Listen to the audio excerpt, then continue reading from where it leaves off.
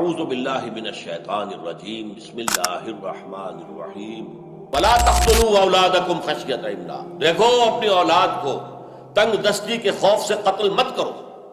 نحن نرزقہم وإیاکم، ہم دینے والے ہیں ان کو رزق اور خود تمہیں بھی ہم دے رہے ہیں. تم اگر سمجھتے ہو کہ اپنا رزق خود پیدا کر رہے ہو تو یہ تمہاری حماقت ہے. یہ تو ہم ہیں جو ایشو کرتے ہیں اللہ تعالیٰ کے خزانوں میں سے. اللہ تعالیٰ جو ہے وہ دیکھ بھال کر کے ایشو کرتا ہے. یہ اپنی جگہ پر اس کی حکمت ہے، کبھی زیادہ کبھی کم. لیکن اس خوف سے کہ ان کو کون کھلائے گا، کون پلائے گا، کون ذمہ داریاں پوری کرے گا، اپنی اولاد کو قتل نہ کرو. اس آیہ مبارکہ کے بارے میں ذرا غور سے سوچ لینا چاہیے کہ قتل اولاد ایک تو یہ ہے کہ بچے کو پیدا ہونے کے بعد قتل کیا جائے. ان کے ہاں یہ معاملہ خاص طور پر لڑکیوں کے لیے ہوتا تھا، لیکن اس کا محرک دوسرا تھا.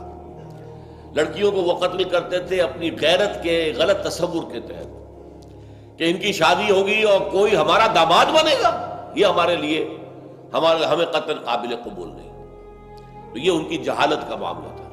لیکن ایک شکل یہ بھی تھی کہ صرف فقر کی وجہ سے وہ لڑکا لڑکی کوئی بھی ہو اسے قتل کر دیتے تھے. ایک شکل یہ ہے جو آج کی دنیا میں چل رہی ہے، وہ قتل ہے لیکن پیدائش سے قبل، ایبارشن کی شکل میں ہے. مختلف اس کے جو انداز اختیار کیے جا رہے ہیں اور یہ بالکل حرام ہے. ایک تو معاملہ یہ ہے کہ آپ منع حمل کی تدابیر اختیار کریں، کنٹراسیپٹیوز کو یوز کریں، اس کا معاملہ مختلف ہو جائے گا. اگر عورت کی صحت کی وجہ سے ضروری ہے یا اپنے عام حالات کے تحت بھی آپ سمجھتے ہیں کہ ذرا اولاد کے درمیان وقفہ رہنا چاہیے، تو بچے کا حق بھی تبھی ادا ہوتا ہے وہ ماں کا دودھ پی سکے پوری مدت تک. اگر اس سے پہلے وہ حاملہ ہو جائے گی تو وہ دودھ نہیں، بچہ جو محروم رہ جائے گا. تو یہ حکمت بھی ہے اس کے اندر، اور ہمارے پچھلے معاشرے کے اندر اس کے لیے اہتمام ہوتا تھا. لڑکی جو ہے وہ ولادت کے بعد کافی عرصے اپنے میکے میں رہتی تھی، وہ سسرال میں آتی نہیں تھی. بچہ پیدا ہوا اس کے بعد وہ وہاں رہے گی. یہاں تو اب ایسا ہو گیا ہے کہ عین وہ جو 40 دن ہوتے ہیں نفاس کے، ان کے دوران بھی وہ حمل ٹھہر جاتا ہے اور 9-10 مہینے کے بعد ہی اگلے بچے کی آمد ہو جاتی ہے. اس لیے کہ وہی ہے، گھر کے اندر ہی ہے، اور ظاہر بات ہے کہ انسانی نفس کا ایک تقاضا ہوتا ہے، وہ پورا کر بیٹھتے ہیں. غلط ہے، گناہ ہے، کر بیٹھتے ہیں. اس حوالے سے یہ کہ ایک نیچرل جو ہے وہ برتھ کنٹرول جو ہمارے معاشرے میں پہلے ہوتا تھا وہ اب ختم ہو چکا ہے. لیکن یہ ہے کہ اس میں یہ کنٹراسیپٹیوز کے استعمال کی حد تک کوئی حرام والی بات نہیں ہے. اگرچہ اس کے پیچھے جو فلسفہ ہے، مالتھوس کی جو تھیوری تھی کہ آبادی اس حساب سے بڑھ رہی ہے اور ہمارے جو ذرائع ہیں رزق کے، خوراک کے، وہ محدود ہیں. اب اس حوالے سے ایک پوری تحریک چلانا، کنٹراسیپٹیوز کی جو ہے عام لوگوں کے اندر جو ہے اس کی جو اویئرنیس ہے، اس کی آگاہی ہے، وہ پورا کر دینا، جس سے کہ پھر نوجوان ہو سکتا ہے غلط راستے پر پڑے. اور اس کے اندر جو ہے خطرہ ہوتا ہے نوجوانوں کے اندر. ایک نوجوان لڑکی ہے وہ بچاتی ہے اپنے آپ کو، چاہے یہ کہ اس کا کوئی قریبی تعلق محبت بھی ہو گئی ہے کسی نوجوان سے، پھر بھی ڈرتی ہے کہ اگر کہیں وہ عمل ہم نے کیا تو میں اگر حاملہ ہو گئی تو کیا بنے گا. تو یہ ساری چیزیں جو ہے، لیکن کنٹراسیپشن کے بعد پھر اس کا اطمینان ہے، اس لیے کہ حاملہ تو میں ہوں گی نہیں. تو اس کے اخلاقی مضرات موجود ہیں، لہذا اس کو روکنا چاہیے اور زیادہ فطری ذرائع سے یہ عمل حاصل ہونا چاہیے، نتیجہ حاصل ہونا چاہیے. لیکن شریعت میں حلال اور حرام بالکل جو ہے واضح ہے. کنٹراسیپٹیو میتھڈز، منع حمل کی تدابیر اختیار کرنا حرام نہیں ہے. اس کے لیے احادیث موجود ہیں کہ عزل کی حضور نے اجازت دے دی تھی، اگرچہ آپ نے کراہت کے ساتھ اجازت دی. ایک جنگ کے موقع پر بہت سی لونڈیاں مال غنیمت میں مسلمانوں کے ہاتھ میں آ گئی، تقسیم ہو گئی سب کے درمیان.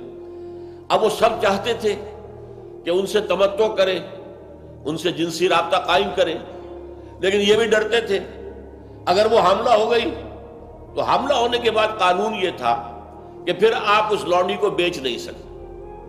اس کے ہاں بچہ ہو جائے گا، وہ ام ولد ہو جائے گی. اب وہ عام لونڈی نہیں رہی، اس کا نام ہوگا ام ولد. وہ اب ہمیشہ آپ ہی کے پاس رہے گی، اسے آپ بیچ کر پیسے کھڑے نہیں کر سکتے. تو حضور صلی اللہ علیہ وسلم کے پاس صحابہ آئے باز کہ حضور یہ صورتحال ہے، ہم چاہتے ہیں ان سے تمتع کرنا لیکن یہ اندیشہ بھی ہے، کیا کریں ہم؟ آپ ہمیں اجازت دیں کہ ہم عزل کر لیں.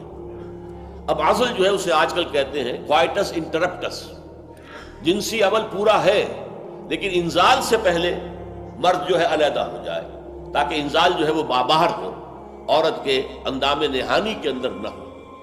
تو حضور نے فرمایا جس روح کو آنا ہے دنیا میں وہ آ کر رہے گی، تم کچھ بھی کر لو۔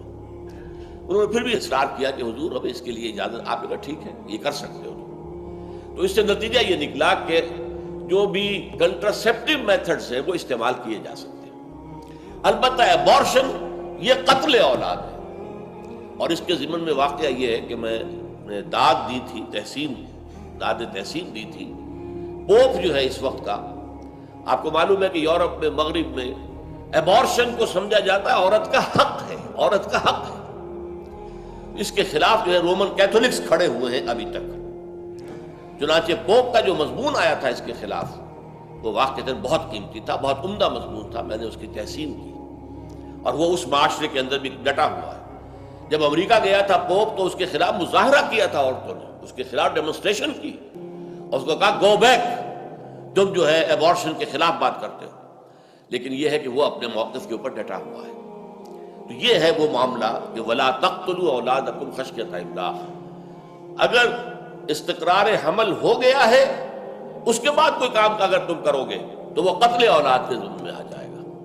جیسے کہ پیدا ہونے کے بعد قتل کر دیا، پیدا ہونے سے پہلے قتل کر دیا، اس میں فرق نہیں ہے۔ وَلَا تَقْتُلُوا أَوْلَادَكُمْ خَشْيَةَ إِمْلَاقٍ نَحْنُ نَرْزُقُهُمْ وَإِيَّاكُمْ۔ اب یہ ہے اصل شے، رزق کے خزانے تو ہمارے ہاتھ میں ہیں۔ اگر تمہاری آبادی زیادہ ہو جائے کہ ہمارے ذمے ہے، ہم پر واجب ہے رزق، لوگوں کا تمام جو بھی مخلوقات ہے ان کا رزق ہمارے ذمے ہے، ہم پہنچاتے ہیں۔ اور تمہیں اندازہ نہیں ہوتا کہ رزق کے کون کون سے خزانے کھل جائیں گے۔ کچھ عرصے پہلے تک ہمیں سی فوڈ کا کوئی اندازہ نہیں تھا، کس قدر خوراک اور کتنی عمدہ خوراک، ہر قسم کی برائی سے پاک، جس میں نہ کولیسٹرول ہے نہ کچھ اور ہے، نہایت عمدہ لحمن طریہ جسے قرآن مجید نے کہا، تازہ گوشت تمہیں سمندر سے ملتا ہے۔ سی فوڈ آج دنیا کے اندر وہ بہت ہی مقبول ہے، اور کس قدر جو سمجھئے کہ خزانے ہیں بالکل کہ جو ہمیں معلوم ہی نہیں تھے۔ نہ اتنے ڈیپ پانی میں جا کر کہیں مچھلیوں کو پکڑنے کا امکان تھا، وہ تو قریب قریب ساحل کے آس پاس چھوٹی چھوٹی کشتیاں جائیں، جال ڈالیں، پکڑ کے لے آئیں۔ یہ جو بڑے بڑے ٹرالرز جو ہیں وہ جاتے ہیں اور جا کر وہ ہزارہا من جو مچھلی جو ہے ایک ایک مرتبہ جو ہے کیچ کر کے لاتے ہیں، اس کو اندازہ ہی نہیں تھا پہلے۔ تو یہ دروازے اللہ کھولتا ہے۔ ان قتلہم کان خطئا کبیرا، یقیناً ان کا قتل کرنا ایک بہت بڑی خطا تھی، بہت بڑا گناہ، بہت بڑی غلطی۔